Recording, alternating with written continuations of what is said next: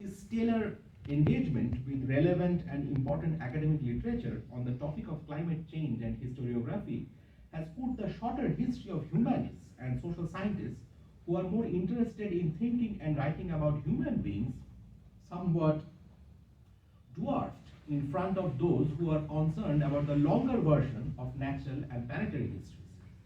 Chakravarti presents four theses. Thesis 1, anthropogenic explanations of climate change spell the collapse of the age-old humanist distinction between natural history and human history.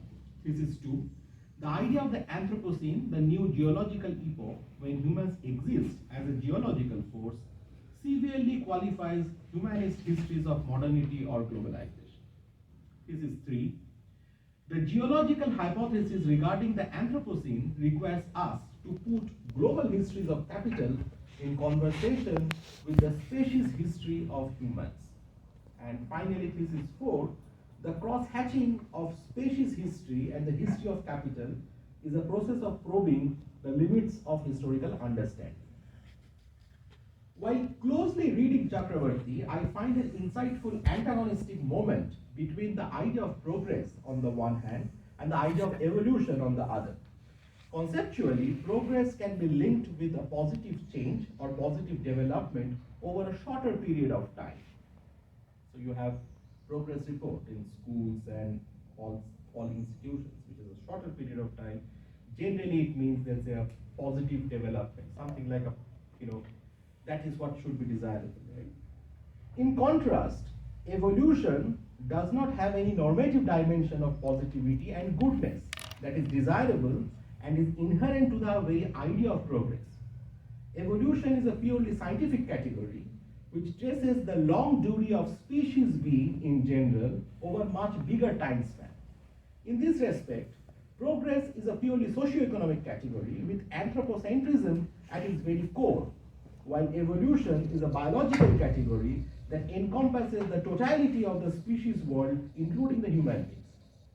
One must not forget that Marx, a quintessential progressivist thinker, had keen interest in evolutionary biology, along with several other branches of science, including metallurgy and mathematics, was very impressed with the book Origin of Species by Charles Darwin.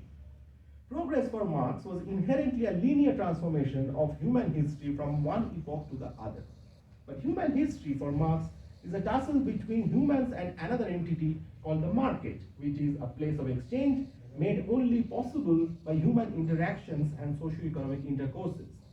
As Marx and Engels suggest in the German ideology, and I quote, in history up to the present, it is certainly an empirical fact that separate individuals have, with the broadening of their activity into world historical activity, become more and more enslaved under a power alien to them, a pressure which they have conceived of as a dirty trick on the part of the so-called universal spirit, a power which has become more and more enormous and in the last instance turns out to be the world market.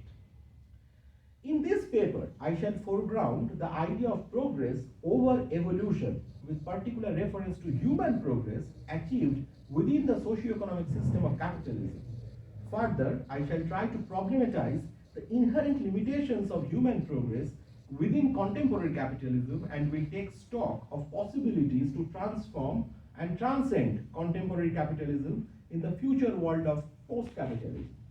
The task of the political theorist is not just to imagine the imaginaries of the future, hinting and glimpsing a philosophy of future, but also to note down the real possibilities in the present from which a vision for an optimistic future of human civilization can be charted out. I may be charged with an orthodox Stalinist position, which Chakravarti refers to in his path-breaking work, about how a few hundred or a couple of thousand years are enough for even very important changes in the system of human society. And I am quoting Stalin from Dialectical Historical Materialism, which Chakravarti refers to, when compared to very slow evolution of geographical environment. With the burden of a revisionist and yet an orthodox position of prioritizing the Anthropocene, let me make some brief comments on contemporary capitalism and the promise of alternative. So this is a section which I call Contemporary Capitalism and the Promise of Alternative. And I'm basically, of course, foregrounding progress over evolution. So this is, and placing Anthropocene as the anchor of this paper. Capitalism is the dominant socio-economic system in the world in the last few centuries. However, the evolution and simultaneous transformation from laissez-faire or free market economy in the 19th century to regulated capitalism in the 20th century to the global trends of neoliberal capitalism from the 1970s and 1980s onwards had to undergo several economic crises. In the middle of the 19th century, when Marx was writing his magnum opus, which is The Capital, he was copiously taking notes of the periodic cycles of crisis that capitalism as an economic system faces. The instability of financial capitalism was further exposed by the first decade of the 21st century in the form of the global financial crisis of 2008 and 2009, and we are still coping out with the after effects of that financial crisis, and COVID-19 is just an extension of that larger problem of the demand constraint that is inherent in the capitalist economy.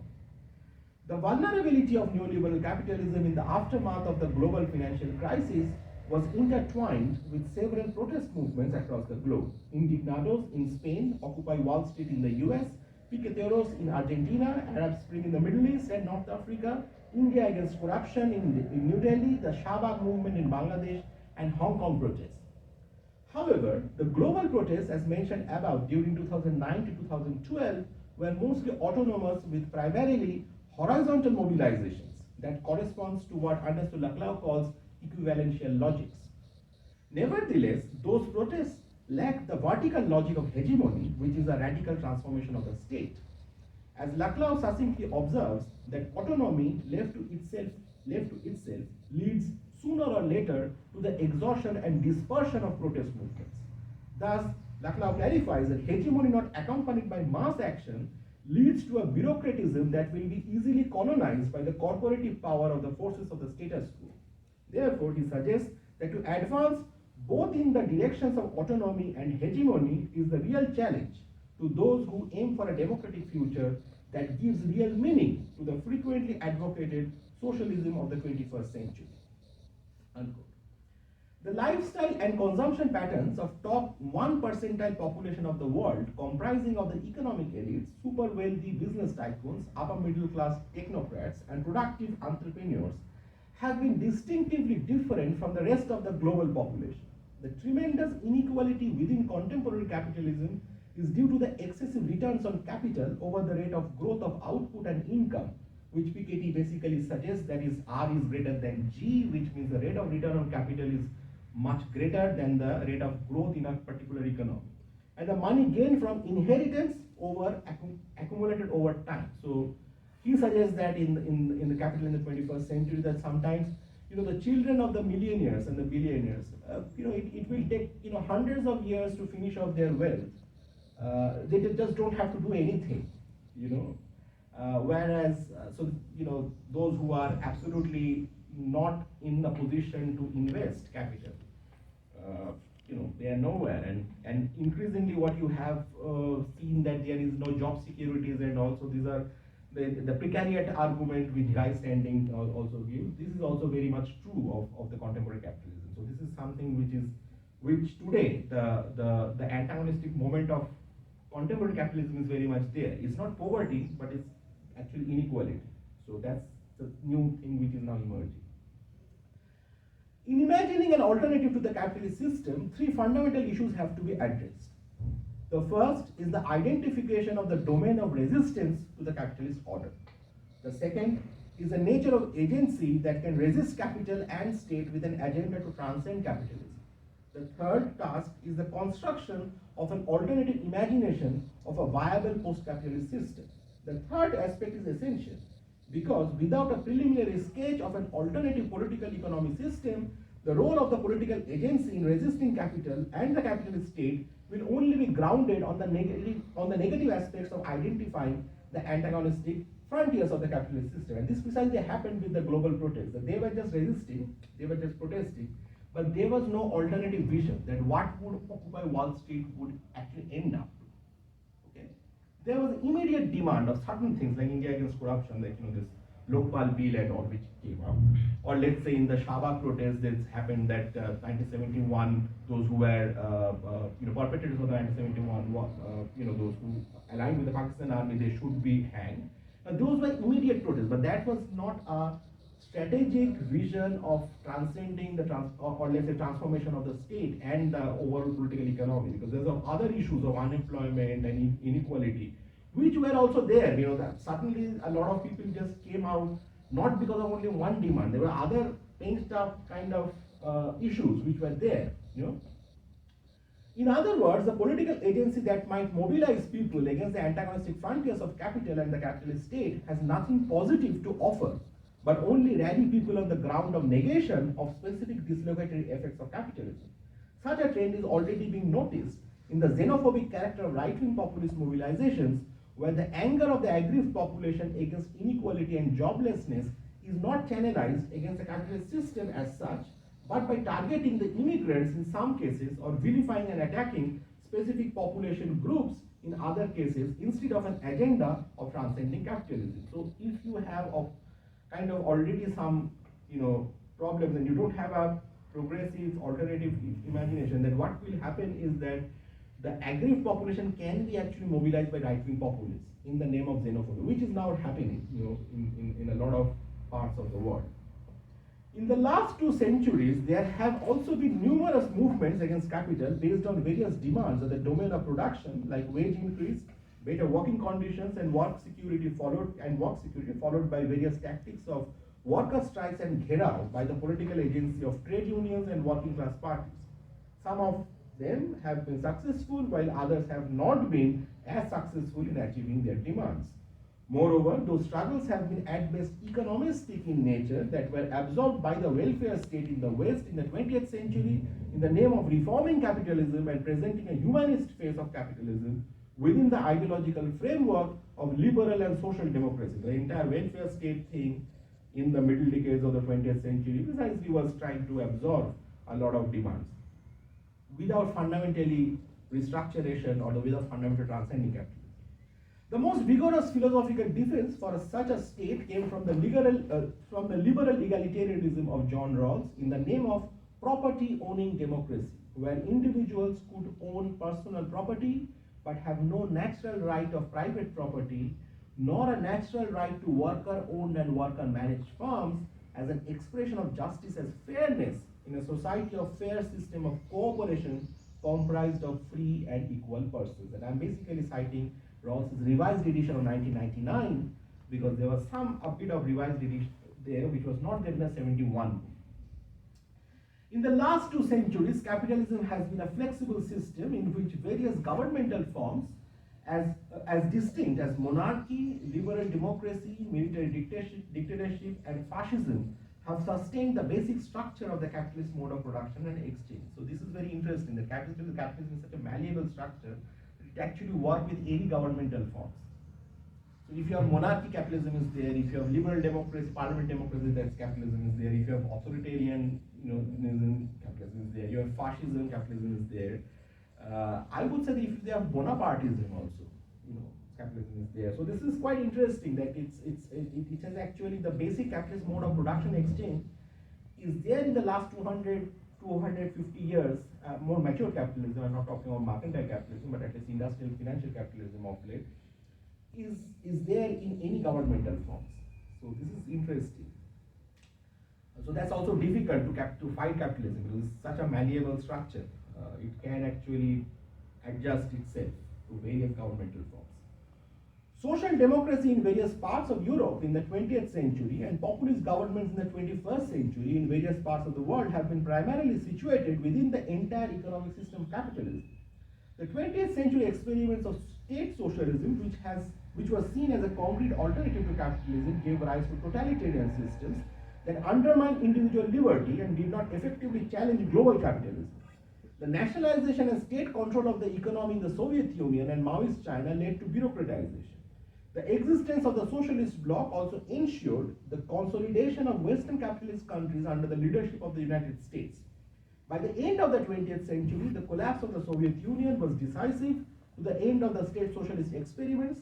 After the disintegration of the former Soviet Union in the early 1990s, China and Vietnam have been mostly open to capitalist market reforms, while North Korea and Cuba, of late, are also following such trajectories. However, in the 21st century, the nature of capitalism has itself transformed from the 19th and 20th centuries. The proletariat, in the classic Marxian sense of the factory or industrial worker, is no more a majority under conditions of contemporary capitalism. This was already noticed by the end of the 20th century in the West. A leading analytical Marxist, Jerry Cohen, succinctly made the point about lack of objective conditions for social revolution in the advanced capitalist countries in the West. And I quote from Cohen's book, if you are an egalitarian, how come you are so rich? And I'm basically citing a quote from chapter 6 where he talks about on equality from fact to norm, and I'm basically quoting now. The quote starts with this particular sentence. The communist impression of the working class was that its members were, number one, constituted the majority of society. Number two, produced the wealth of society. Number three, were the exploited people in the society. And number four, were the needy people in society. So produce the wealth of society, constitute the majority of society, exploited people and needy people. These four. There were, moreover, in the same impression, two further characteristics consequent on those four. The workers were so needy that they, number five, would have nothing to lose from revolution, whatever its upshot might be. And because of 1, 2, and 5, which is constitute the majority and produce the wealth of society, and because they have nothing to lose, it was within the capacity of 1 and 2 and in the interest, and look, this is how analytical Marxists do, they basically talk like this. The working class has class to change society so that, number 6, and this is the final proposition, could and would transform society. So the objective conditions of the structural location of the working class under capitalist system would basically, there is a possibility that they would transform society, and because they don't have anything to lose from a revolution, and because they were the majority of society, produce the wealth of the society, were also the exploited people and also the needy people. So all the objective conditions actually may move working class for a revolution. This is what the communist impression of the working class was during the 20th century. However, one chooses to apply the much contested labels working class and proletariat. There is now no group in advanced industrial society which unites the four characteristics of, and what Cohen says, being the producers on whom society depends, two, being exploited, being with their families the majority of society, and four, being in dire need. Because of the welfare state, and labor aristocracy and all, they are actually quite now relatively well off when compared to their 19th century avatar. Right? When Marx was writing Capital, industrial working class was really all these four descriptions, right? The first four descriptions. But by the middle of the 20th century, once the welfare state is there, they do not look like the 19th century working class. There certainly still exist key producers, exploited people and needy people, but these are not now, as they were in the past, even roughly coincident designations, nor still less alternative designations of the great majority of the population. And as a result, there is now no group with both, because of its exploitation and its neediness, a compelling interest in, and because of its productiveness and its numbers, are ready to capacity to achieve a socialist transformation. In confidently expecting the proletariat to become such a group, classical Marxism failed to anticipate what we now know to be the natural course of capitalist social evolution. Unquote. This is what Cohen suggests. Fantastic teacher, was a Shishel professor of social political theory at Oxford with All Souls College, and his lectures were very mesmerizing, but his writings are also so with clarity and all. And this basically points out the exact paradox of classical Marxism. He came from a working class background. Yes, he came from a working class background, was born and brought up in a Canadian commune, came from a Jewish background, and it's interesting that he didn't have a DPhil. He only had a BPhil, but he has actually supervised several DPhils under him. Okay.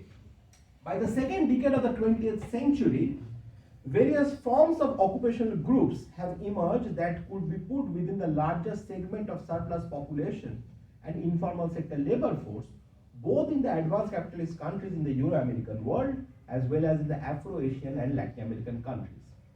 Such a set of population is unemployable within the growth engines of contemporary corporate capitalism. Okay, because this is a new section that's coming up. So what we call the precariat, a lot of precariat cannot be also employable because of the capitalist growth engines have actually technologically is now so fast moving. The digital India is a classic example. So if a lot of people cannot actually have the smartphone, even if they have, they don't know how to control technology. I've seen many people in the rural sectors and among the peasants, they still use 2G or 3G.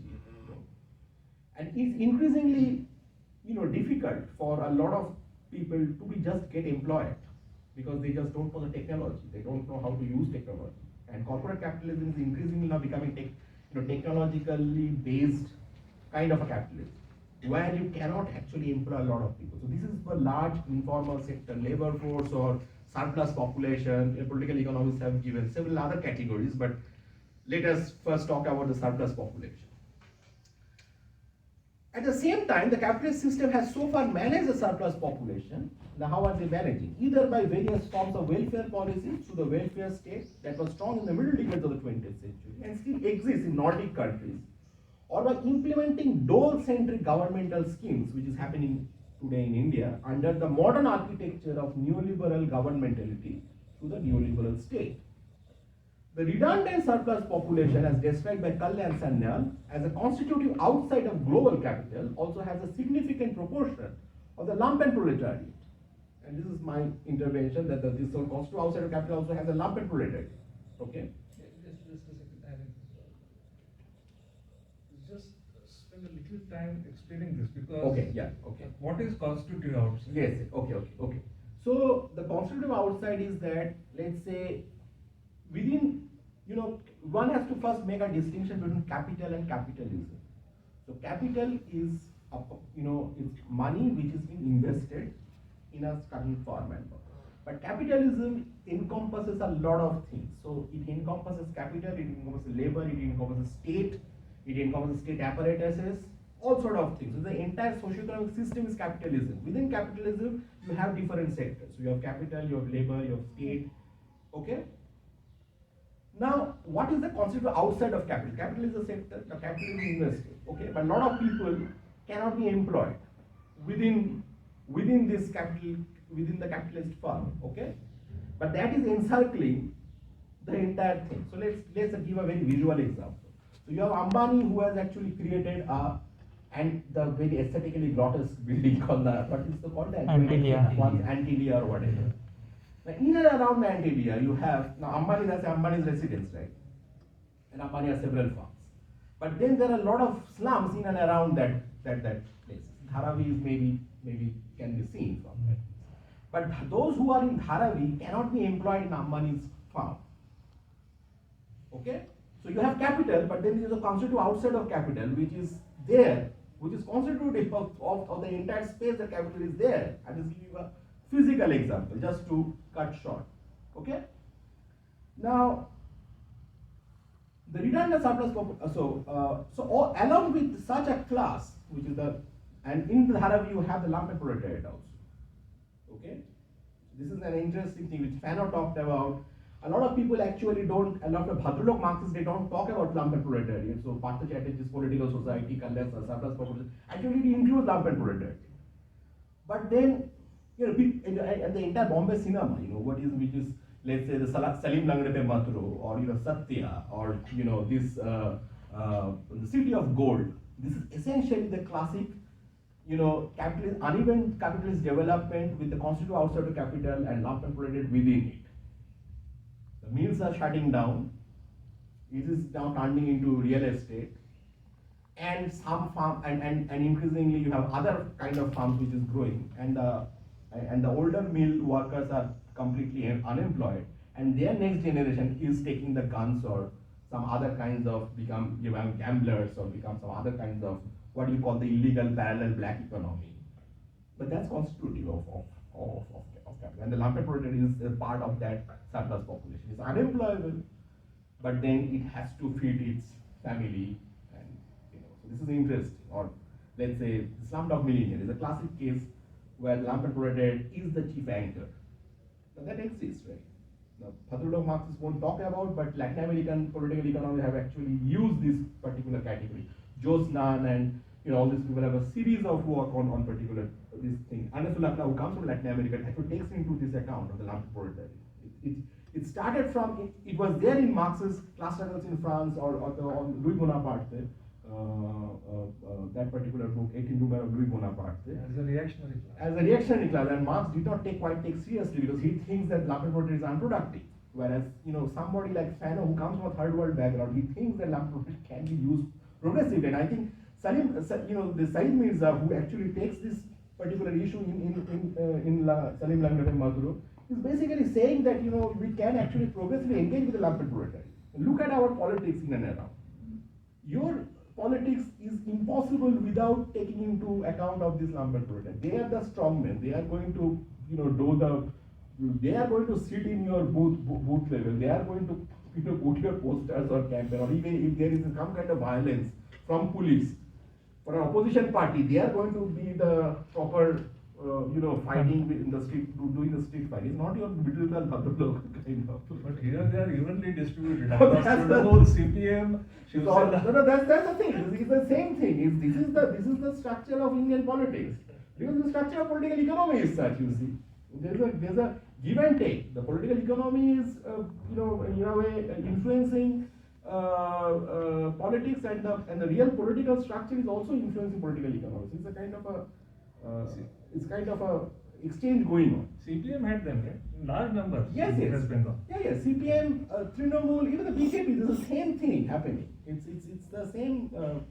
I can give you several examples of leaders who actually come from that kind of a background. Along with such a class, a new vulnerable heterogeneous class of precariat is emerging who had no secured and permanent jobs and whose behavioral patterns have strong expressions of anger, anomie, anxiety, and alienation. So precariat has these four expressions, which is anger, anomie, anxiety, and alienation. Because they don't have permanent jobs. So this is something, and this is increasingly happening in the last 10 years. A lot of global protests actually is because of a lot of this precariat class which is joining these protests. A younger population, but at the same time, they don't have permanent jobs. They don't see their future in a very positive light. Unlike the earlier generation, who had stable, permanent jobs, and in the context of 21st century capitalism, humanity is experiencing three fundamental challenges. The first is the global trend of growing income inequality. The second problem of contemporary capitalism is the technological breakthrough of automation in the form of artificial intelligence, machine learning, robotics, and supercomputers that together have now created a condition where contemporary capitalism will effectively produce another round of surplus population on the one hand, and job loss growth. It's not job less growth, it's now the job loss growth on the other hand. If you see the unemployment figures in this year in India, it's over 12-13 crores. Now we have just lost the jobs from April to November. I'm just quoting the CMIE data, but that is how it is there. But that's the only reliable data that we have, because the government of India has stopped giving any data on the unemployment data. They have actually released data for much late, and there's a lot of issues with the statisticians, and a lot of statisticians actually resigned from, so the entire debate. Who coined that phrase? Sorry? Was it yours? This is mine. So it's there Job in my loss growth. job loss growth. This is is there in my second book, in the prologue and the epilogue.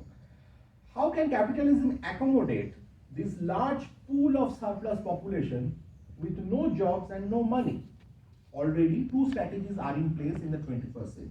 First, The anxieties and rage of the unemployed and underemployed population have been used to create a ruckus of xenophobia and political violence on racial and religious grounds. This has created tensions within nation states where the constitutive character of nation states have now been getting redefined by the singular identity of large homogeneous groups instead of composite and heterogeneous populations forming the nation states. So if you are a German, then you are a German, no outsiders are allowed to work. So nativist politics is emerging. In US, the Trump phenomenon was precisely that. Brexit was like that. In India also it's happening. So the CA analysis basically is a Hindu country. If you are something, no, you are not basically Hindu, then you are either second-class citizens or you should be out. So this is something which is also happening. This is how the rage of the unemployed are now taking into, UP is a classic case where you have actually these lynch mobs. Some of them have been hired by the ruling party to create ruckus, particularly with this mob lynching and love jihad and all those things. This process has been broadly captured by the global political phenomena of the rise of right-wing populism. In many cases, the right-wing populist mobilization has taken the shape of authoritarianism as a governmental form, sustaining the initial political mobilization with xenophobic agenda. Secondly, there has been a call for redistribution of social surplus in the form of universal basic income, along with state protection for education, healthcare, and unemployment benefits, with an agenda of a social state in the 21st century, as argued by Piketty. As far as so one is the right-wing form of response to this particular situation. One is that you basically create more anger and then target the others. And the solution is that you will get the jobs because if you drive out all these outsiders. So that's the right-wing populist kind of technique. The left-wing populist technique is that you basically expand the network of benefits and welfare schemes. Or what Piketty has this vision of the social state of the 21st century, and if that is possible, and a very minor version of it is actually happening with these dole-centric schemes and different kind of welfare schemes. So this is how so far capitalism is being managing that. It is in crisis, but at the same time, it is because of its malleable structure is somehow managing the it's not completely collapsing, right? So it's kind of managing the situation. As far as universal basic income is concerned, there have been some prominent precursors of Piketty, like band parties, among political theorists. The second strategy has been associated with left-wing populism that has the sole agenda of redistributive politics, minus the xenophobic character associated with right-wing populism. Can the existing strategies of welfareist demands, like minimum income or universal basic income, resolve the new set of challenges of 21st century capitalism? Is robotics going to make human labor redundant? Human beings are already doing much less physical labor and are enjoying the comforts of modern consumer society. In the near future, there will be other labor-saving technologies, and the idleness of human life will probably increase. Remember your Alexa, remember your other things. You just say and they do the job. So your idleness is actually increasing, right? And one can say that this is quite a progress in terms of, one could argue, from point of view of those who have this materialist interpretation of history would say that you as a very commoner is having a much greater quality of life than the Akbar the emperor or Ashoka the emperor, because they were much technologically backward. Akbar could not think about telephones, right? They couldn't think about air conditions. Of course, there was this whole warm water and cold water, all those things that they were. Now you see on this particular 20th century onwards, the kind of democratization of the consumer durable goods is so much that even a very commoner can actually enjoy a lot of quality of life. Now one could say that this is quite a progress, right? But then there are other issues and other problems which we have just discussed. So this is the other side of the progress, right? That you have also unemployment and other kind of economic crisis and this communal riots and all sort of things are also intertwined with modernity, globalization, capitalist modernity and capitalist globalization. In the near future, will then the issue of inequality become primary as to access to a particular way of life? Or is it going to be a nearly universal form of lifestyle as technology becomes cheaper and affordable that has so far been the case with access to smartphones and the internet. Remember, 10 years back, there were less number of smartphones. 20 years back, there were less number of internet users. But as time moves on, you have now more smartphones getting cheaper, internet becomes cheaper, now you have free data, and you can do a lot of things. So this is something, again, this is the kind of question which is a question in terms of the vision of the future, how the future would look like. Okay? Finally, the third challenge to contemporary capitalism is the ecological crisis and the potential exhaustion of Earth's mineral, water, and energy resources. The ecological crisis has been quite frequently associated with the adverse effects of capitalist civilization.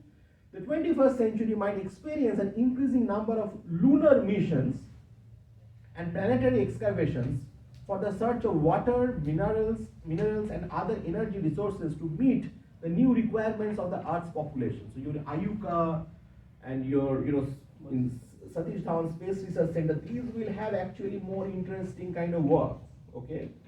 Because already, we are already sent our voyage to Mars. Okay, the Chandrayaan didn't quite, were quite successful for India, but then there are other countries who are trying, and so in another 25, 30 years, who knows, In this context, the prime issue of bailing out capitalist order in matters of exhaustive energy resources through future planetary excavations and lunar missions for mining of essential minerals and water resources will also foreground the issue of colonization of the moon and other planets. Remember, the Hollywood film Avatar precisely deals with that. Now you can think that Avatar is also a film about colonization. It is also a film about war and all. But at the same time, it might also be it might be true, and it has actually come true for a lot of Hollywood films. Zizek mentions this in one of his lectures that sometimes Hollywood actually, it's a premonition thing. So Hollywood has this whole syndrome of premonition. Whatever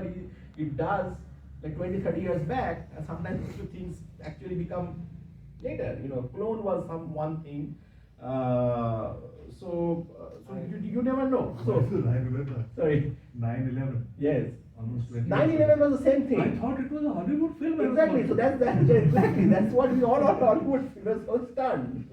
I was still in presidency college. We discussed this. Is this a real thing or is it a Hollywood film? Something was exactly. So this is how it happened. So.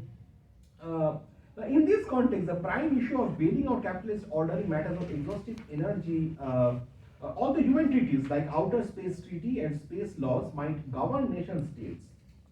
It is still not clear whether private ownership of celestial bodies could be avoided in future. In other words, a fundamental question of ownership of the moon and other planets could become the topic of discussion in the fields of political economy and political philosophy, just like today, natural resources like air, water, and solar energy are up for sale for private companies. It will be nothing but a repetition of the relevant question asked by Marx in the 19th century regarding the ownership of the world's land, natural resources, environment, and habitat, and how such private ownership was justified with the emergence of the idea of private property at a particular historical juncture.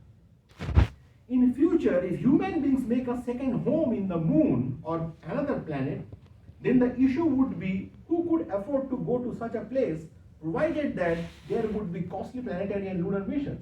Indeed, the conditions had to be far better than the Earth so that there is some incentive to go to a different place other than Earth. In such a circumstance, it could be the opposite of how the surplus population from erstwhile European colonial countries have been exported to American and Australian continents. Remember, during the Industrial Revolution, and Marx precisely wrote this in the part 8, which is the last part of the Capital Volume 1, the primitive accumulation, when there is a separation from the property, those who are landed and were attached to land, and they were kind of completely, ejected from land and to gone and to export to several faraway countries like Australia, New Zealand, to South Africa, but more to UK, US and Canada. So when the European colonies were emerging, a lot of unemployable, those surplus population who couldn't be employed into the industrial capitalism because they were not that skillful. Uh, so they were exported, right? And but now what will happen if we actually in future we have control over moon or interplanetary excavation? Who would actually go there?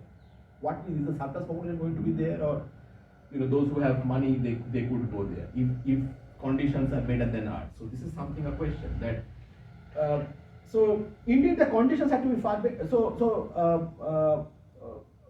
In such a circumstance, it could be the opposite of how the surplus population for us, well, European colonial countries have been exported to American, Australian continents. In effect, the rich would go to the moon and the other planets, and the poor if the conditions are better than Earth. But if the conditions are not better, then the surplus population might actually be sent out, because this is something which is here. And given the fact that the mortality rate in the COVID-19, people are not dying much. People would say that and a lot of countries still have the second stage of demographic transition, particularly African countries and all. You see that a lot of countries have hit the third stage of demographic transition, where the low birth rate and low death rate, but a lot of countries still have in the second stage of demographic transition, where the death, so the birth rate is quite high and death rate is low. So when the population increases, so in effect the surplus population will also increase in the world. So we don't know all these are different possibilities in the of future. However, that is still a distant reality, although there have been several initiatives to find out whether human life could exist in the moon and other planets. In the 21st century, although the nature of capital and the working population has transformed, the contradictions of capitalism, namely the contradiction between capital and labor, the contradiction between the town and the countryside, and the contradiction between physical labor and intellectual labor are still constitutive of the present capitalist order. Besides, new forms of antagonisms in the form of non-class identitarian conflicts have been emerging due to the dislocatory effects of capitalism on various population groups. Similarly, the basis of the capitalist system, grounded upon the private ownership of principal means of production and wage labor, along with the existence of various forms of capital formation through profit, interest, and rent, are also intact under contemporary capitalism. In such a context, what could be the new political agency of resisting capitalism in the 21st century? Does a new political agency need a new domain of resistance, a new imagination, and a new promise of an alternative to capitalism in the 21st century? Several scholars within the two separate fields of political economy and political philosophy in the academy have so far been interested in thinking of a social structure beyond capitalism, or have been interested in constructing an alternative system to capitalism.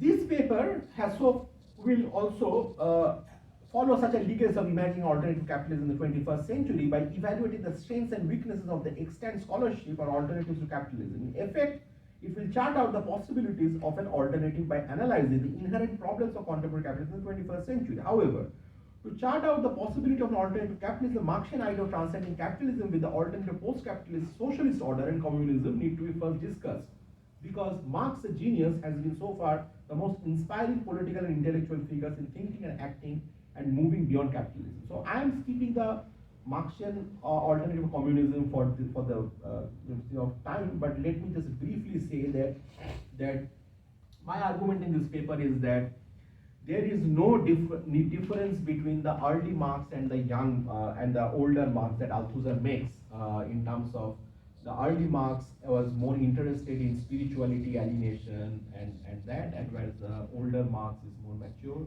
and it talks about historical materialism and those kinds of things, or at least. But I think that, and there have been also some others who have been arguing that Marx has to be seen in totality, and the idea of communism was very much consistent right from the economic and philosophical manuscripts, or called the Paris Manuscripts by 1844, in the German ideology, which was in 1845-46. Of course, both these things were not published, both the EPM and the German ideology, during Marx's lifetime. It was published much later. one was published in 1932, particularly German ideology, when Soviet Union was there and Stalinist regime was already there. So this is something which I have basically argued through various kinds of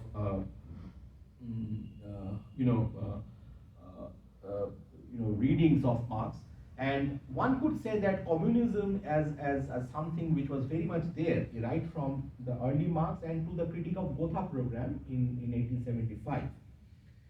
Now, if one analyzes the 3 decades from 1844 to 1875, then communism as an alternative to capitalism has been a recurrent theme in Marx and Engels. In this respect, Amartya Sen misreads Marx by ignoring the latter's idea of communist society while foregrounding Marx's skepticism on labor right as another bourgeois right developed in his last substantial work, The Idea of Justice. While Sen is correct in pointing out that there is a similarity between right-wing libertarian and left-wing Marxists to assert on enjoying the fruits of one's labor, you see there is quite a similarity between the libertarian and the Marxists, that both things that the individual should own their own fruits of labor. Okay, so this is some kind of a similarity is there. Sen obfuscates the Marxian idea of transcending capitalism in the form of communism. His framing of Marx as a thinker of realization-focused theorist interested in just outcomes is a misreading of Marx, because Sen selectively reads Marx as a thinker of removing perceptible injustices than a transcendental philosopher committed to a radical transformation of capitalism with an alternative of communism. Communism for Marx is a higher phase of human development, and it is a more progressive socio-economic system than capitalism. Marx's theory was a product of his conviction that his theory was a unity of theory and practice, a simultaneous approach of both interpreting and changing the world, and a political move for a revolutionary transformation from capitalism to communism. Marx's dream in the 19th century has been so far unrealized in the wake of the fall of the 20th century socialism and the rise of neoliberalism and state capitalism in China at present, governed by the largest communist party in the world. However, immense theoretical potential in Marx and the temptation to transcend capitalism is still appealing to scores of activists and academics in our times. Today, the break that Althusser makes between the early and young Marx concerned with alienation, spiritualism, and ideology in Marx's works of the 1840s, with later and matured Marx concerned with materialism, science, and political economy in Marx's significant theoretical discovery Capital, is discarded. Instead, there is a convincing argument that a vision of a coherent and new post-capitalist society is constitutive of Marx's works right from the 1840s to his last writings in 1880s. However, in search of a progressive future of humanity, the Marxian idea of progress was entrapped into a fundamental contradiction between the inevitability of human progress from one epoch to the next and the necessity of struggle for epochal change, independent of whether there are any inexorable laws of history directed towards a progressive teleological destiny. And this is now my final section of this paper, called the Antinomies of Marxian Idea of Progress. And in the next 8 minutes, I'm going to end, and from 12:30 we can have a question and answer session. Left-wing political projects informed by Marxism with an ideal of communism have a fundamental antinomy. This antinomy is related to two distinct ideas of progress and the concept of history within the Marxian corpus. On the one hand, history for Marx was an entirely objective process dominated by the discordance between forces of production and relations of production that together constitute the fundamental economic structure of society or a particular mode of production. This basic structure of society upon which ideology and consciousness that belong to the superstructure dependent is aptly clear in Marx. And let me read out a section from a preface to the contribution of the Critique of Political Economy. Marx says in 1859, the changes in the economic foundation lead sooner or later to the transformation of the whole immense superstructure. In studying such transformations, it is always necessary to distinguish between the material transformation of the economic conditions of production, which can be determined with the precision of natural science, and the legal, political, religious, artistic, or philosophic, in short, ideological forms in which men become conscious of this conflict and fight it out. Just as one does not judge an individual but by what he thinks about himself, so one cannot judge such a period of transformation by its consciousness. But on the contrary, this consciousness must be explained from the contradictions of material life, from the conflict existing between the social forces of production and the relations of production. Unquote. Now, I call this as an objectivist vision of history. Now, this objectivist vision of historical development was first enumerated in the materialist interpretation of history, often regarded as historical materialism in the official expressions of Stalinism, as was seen in several remarks of Marx in the previous section of this paper. This objectivist vision of history was epitomized in the preface to a contribution to the Critique of Political Economy, 1859, where historical change or social revolution, according to Marx, is inevitable due to a necessary underlying logic of conflict between material productive forces of society and the existing relations of production, or in legal terms, within a given set of property relations. Let me now quote another part of the Critique of Political Economy where this particular thing has been completely there. In the social production of their existence, men inevitably enter into definite relations which are independent of their will, namely relations of production appropriate to a given stage in the development of the material forces of production. The totality of these relations of production constitutes the economic structure of society, the real foundation on which arises the legal and political superstructure and to which correspond definite forms of social consciousness. From forms of development of the productive forces, these relations turn into their fetters. Then begins an era of social revolution.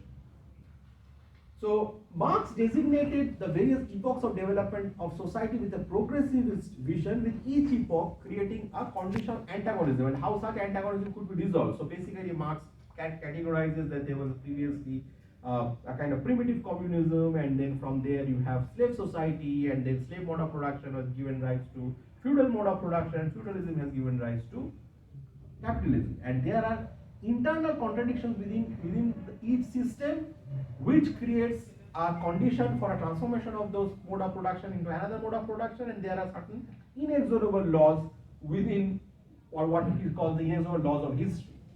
So that is what the objectivist vision of history.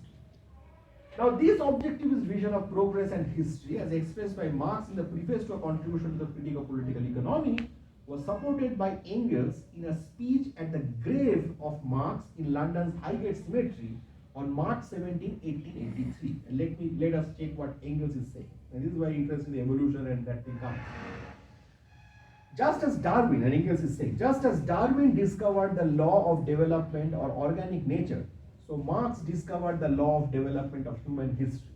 The simple fact, hitherto concealed by an overgrowth of ideology, that mankind must first of all eat, drink, have shelter and clothing before it can pursue politics, science, art, religion, etc. That therefore the production of the immediate material means, and consequently the degree of economic development attained by a given people or during a given epoch, from the foundation upon which the state institutions, the legal conceptions, art, and even the ideas on religion of the people concerned have been evolved, and in the light of which they must therefore be explained instead of vice versa, as had hitherto been the case. But that is not all. Marx also discovered the special law of motion governing the present-day capitalist mode of production and the bourgeois society that this mode of production has created. The discovery of surplus value suddenly threw light on the problem in trying to solve which all previous investigations of both bourgeois economists and socialist critics had been groping in the dark. Unquote. So it is evident from the above speech of Engels that there are specific scientific laws that govern human history. In such a narrative, social antagonisms are not treated as necessary. However, we know that both Marx and Engels asserted that human history is a history of class struggle, to quote the famous proclamation in the Communist Manifesto, which was written in 1848. Actually written in 1847, November, published in 1848. Laclau spots this contradiction in the objectivist and the subjectivist vision, and this is so the class struggle part I call the subjectivist vision, whereas the automatic and inexorable change is something which is I call the objectivist vision.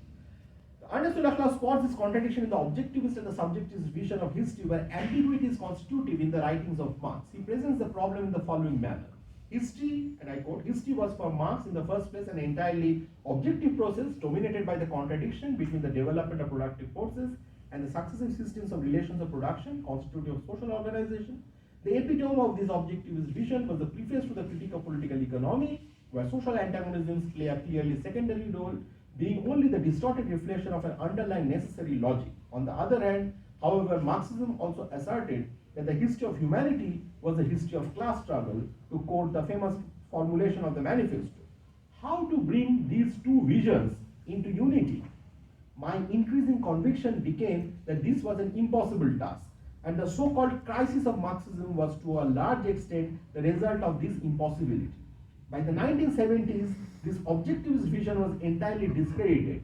The labor theory of value on which it was grounded was shown to be plagued by all kinds of theoretical inconsistencies. The key prediction of an increasing simplification of the social structure under capitalism was entirely disproved, and the complexity of social and political identities in a globalized world challenged any narrow class-based perspective. In the 1970s, the labor theory of value, upon which the objectivist vision of history was based, came under severe attack from the libertarian political philosopher Robert Nozick. After raising important questions on the theoretical validity of Marxian economic theory, he concluded that Marxian exploitation is the exploitation of people's lack of understanding economics. In the same decade, the labor theory of value was also questioned by the liberal Amartya Sen. So Nozick was the libertarian and Amartya Sen is the liberal, who dissected it by engaging with the works of Maurice Dobb, John Robinson, and Paul Samuelson. In that paper, Sen further discussed a range of non-Marxist and Marxist economists while providing three distinct non-metaphysical interpretations of the labor theory of value, which were descriptive, predictive, and normative. On the whole, Sen was skeptical about Marxist labor theory of value that had discursively evolved from the original works of Marx in the 19th century to the 7th decade of the 20th century.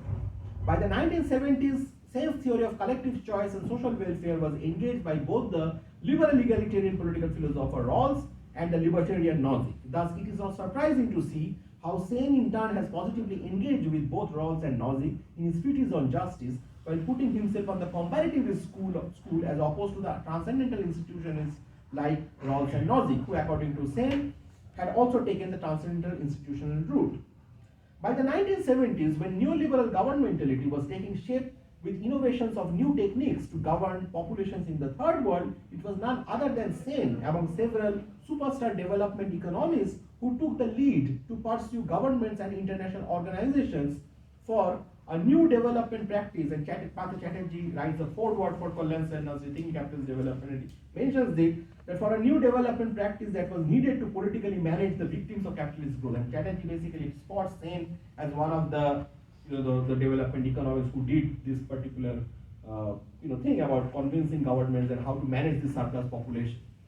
In other words, Sen's position is basically to sustain the capitalist status quo without any vision of transcending capitalism. At best, his efforts were to better negotiate with the structural framework of neoliberal governmentality to make it more human with the idea of a benevolent form of liberal capitalism by enhancing human capabilities while suggesting that both government and private capital must spend more in health and education.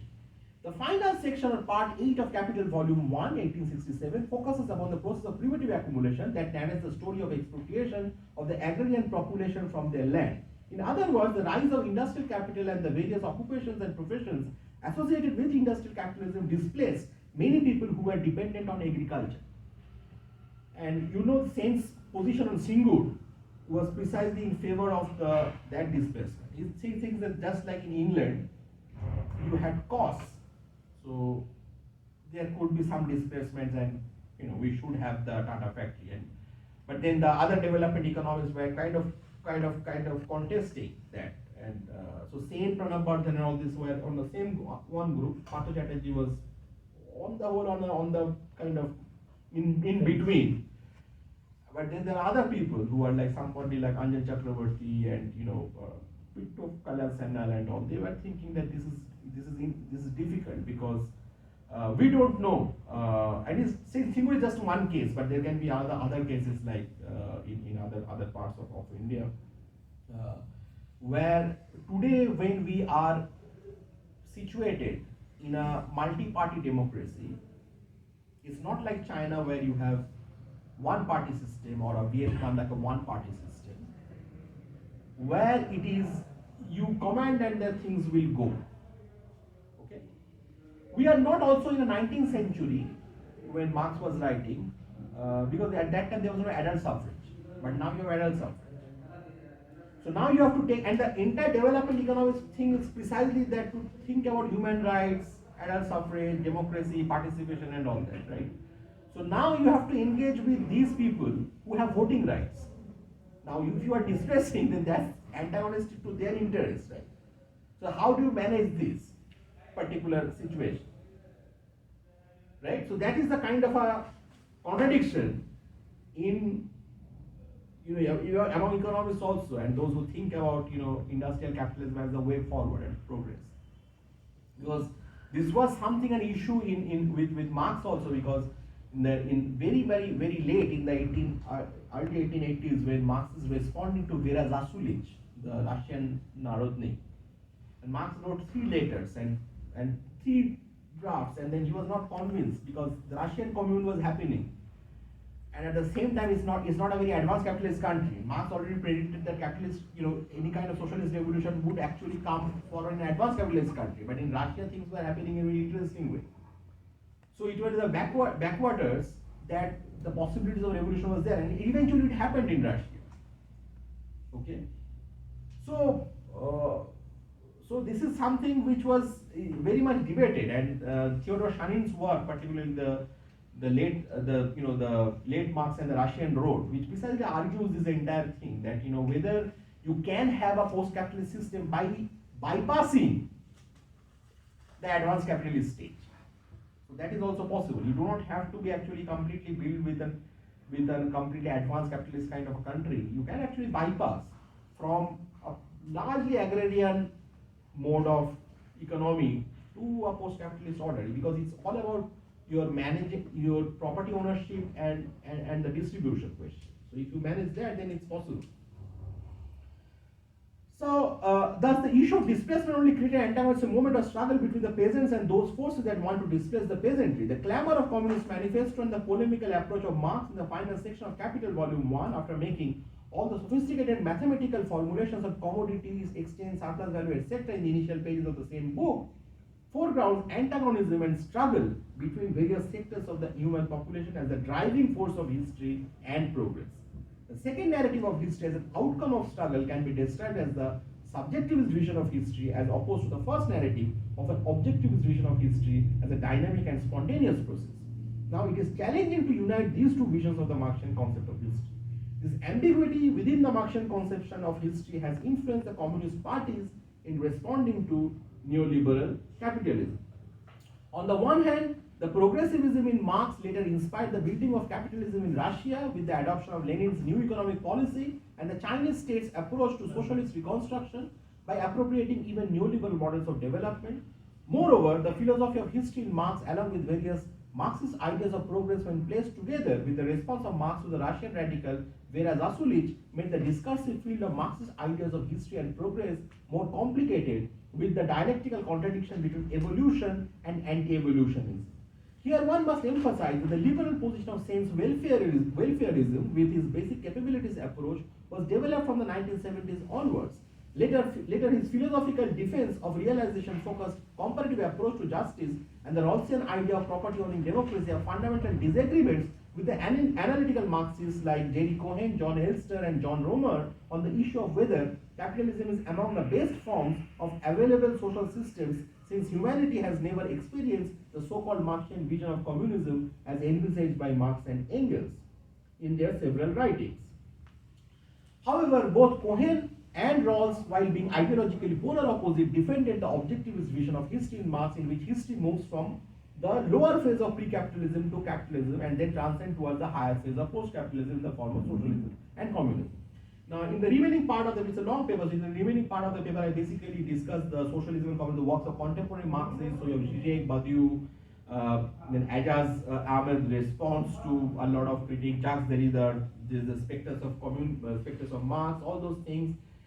Kojin Karatani and Piketty and all, and this is something which is which I discussed, and the world of the third and the expanded communism of Chakravarti and Third.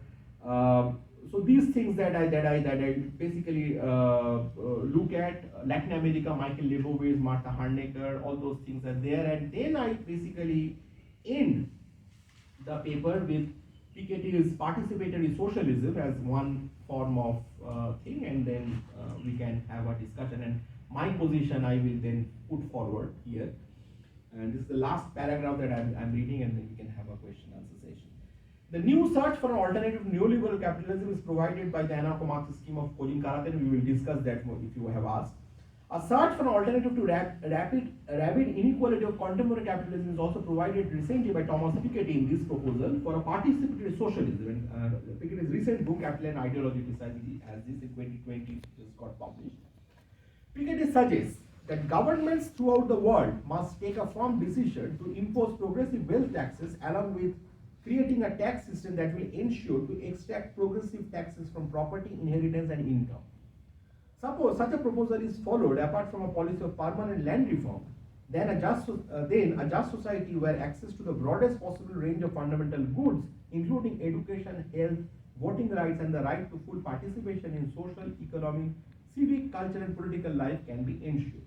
He carries forward his initial sketch of the social state in the 21st century in his last book of 2013-2014, with the proposals mentioned above, along with his previous suggestions for basic income, just wage, and transparency, both within nation states and at the global institution level.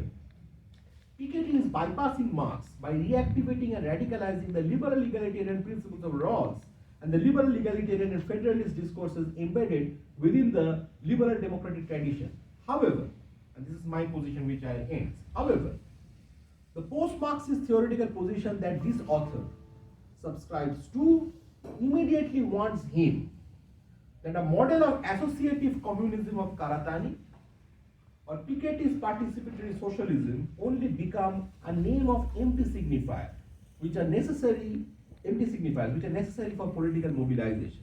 It does not mean that if such a society is ever established, it will be a society without antagonisms or absence of politics. So clearly, I align myself with the subjectivist vision of history, where struggle, antagonistic moment, and the idea of antagonism is crucial in the transformation of society and any change.